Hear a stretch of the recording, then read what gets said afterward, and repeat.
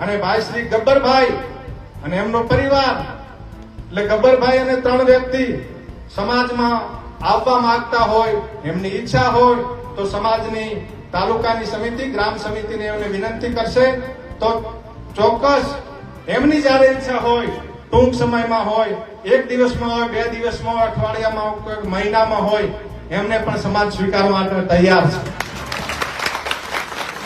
આપણે કોઈની બાદ બાકી નથી કરવી, બરાબર, સરવાળા કરવા છે.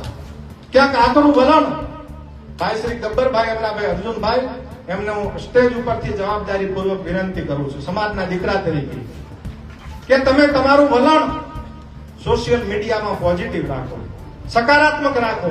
આ બંધારણ કોઈ વ્યક્તિનું નથી, કોઈ ગામનું નથી, કોઈ તાલુકાનું નથી, 3 જિલ્લાનું બંધારણ છે. જેટલી જવાબદારી આદરણીય ધારાસભ્ય અમરતજીની છે, લવિંગજીની છે, કેશાજીની છે, ચંદનજીની છે, જેટલી જવાબદારી અલ્પેશભાઈની છે, જેટલી જવાબદારી જ્ઞાનીબેનની છે, એટલી જવાબદારી ભાઈ ગબ્બરભાઈની છે.